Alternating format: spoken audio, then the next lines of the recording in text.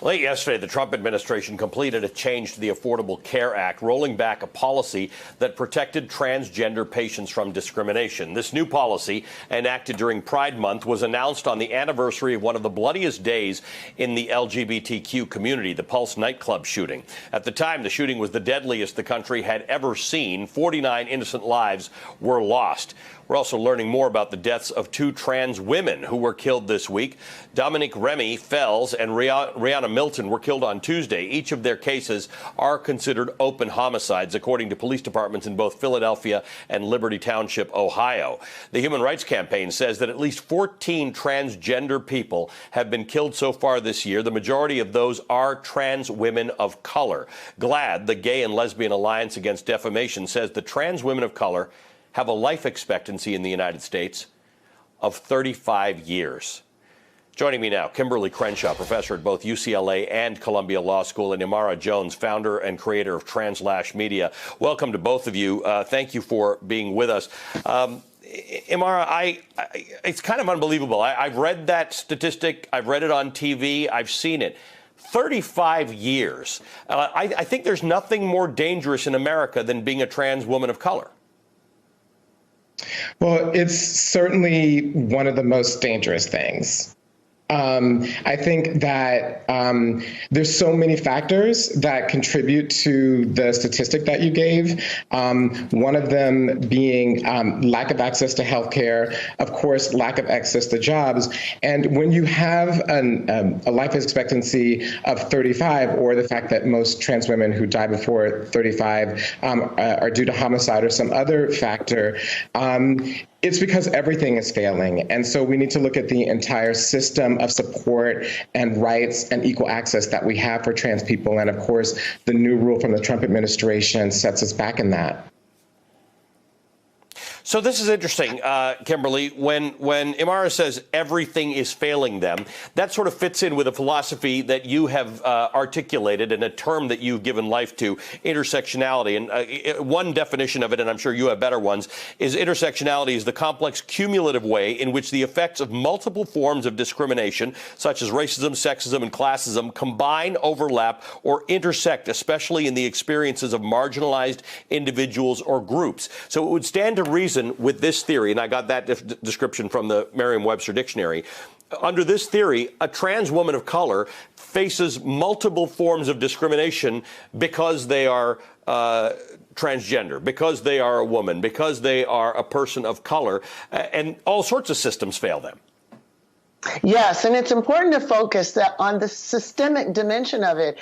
I think one of the things that sometimes people misunderstand about intersectionality is they think it's just about identity. It's just an identity politics claim. It's just a demand for recognition, rather than it calls attention to the ways that transphobia, patriarchy, and misogyny and racism all come together.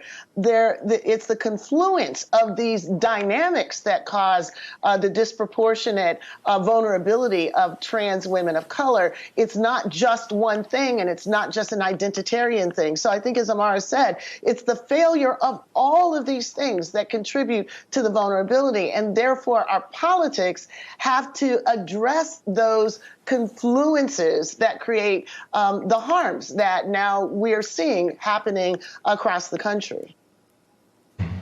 To many people, Imara, we've sort of been able to normalize the idea that we live in this free, open society and everybody faces the same experience in life. In this moment where we are realizing that that's just not true, particularly as it relates to people of color and the police, what is the thing about the experience of being a trans woman that you can tell our audience, that the things that they may not think about on a daily basis, that trans women think about on a daily basis, the fears that they have? Well, I want to be clear to speak to my experience. I can't speak for all trans women, but I think that one of the things that's really important to understand is that we face the backlash and the frontlash caused by living in a patriarchal society. So for some people, trans women are murdered and killed and are targeted because we are too much woman. And with respect to trans women, and then on the other hand, are also ridiculed in public culture and dehumanized for not being woman enough. And so that bind is a unique one that is faced in our society. And I think that we have to not, in our conversation about race, understand the way in which race works together, as Dr. Crenshaw has so incredibly and groundbreakingly shown us all, the way in which it is reliant upon and works with, patriarchy works with race and works with our capital and economic structures and works with our legal structures and rights. And one of the most important things to understand about trans people is that whether or not we have basic rights in this country is actually a question. It's a question right now before the Supreme Court. The Trump administration, through this rule, has deemed that our humanity is not equal, and therefore we do not deserve equal access to health care. And so that is a basic tenet of American life that is not faced by the overwhelming majority of Americans.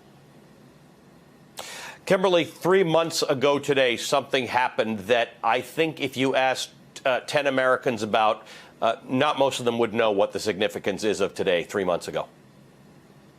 Yes, so it was the moment when Breonna Taylor, who should have been a hero, I mean, she risked her life trying to give service to her fellow Americans to fight the coronavirus. She was an EMT. She lost her life when a raid of her apartment, based on a mistaken warrant, a no-knock warrant, allowed police officers to come in and basically shoot her 8 times and took her life.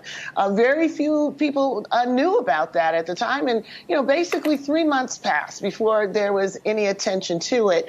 So Breonna Taylor is the latest black woman to lose her life to police, the latest one whose mother had to find out that the persons who were responsible for killing her were the police, but there are many others. There's the family of Kayla Moore, a transgender woman who was killed in Berkeley. There's Michelle Casso, a woman who was having mental health crises at the time, and the police killed her. We don't know their stories, and because we don't know their stories, we don't really have a full agenda of what anti-black police violence looks like. And until we include their stories and until we include their frames, we won't have a full template from which to build reforms off of. So that's why Say Her Name is so important, to lift those stories. Say their names to tell their stories.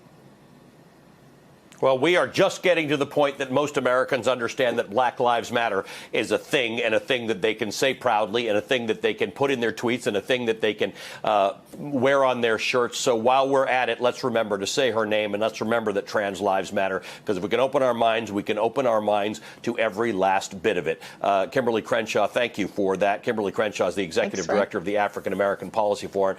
Imara, thank you for sharing your stories and the things that we need to understand about transgender people in America. Imara Jones is the founder and creator of TransLash Media.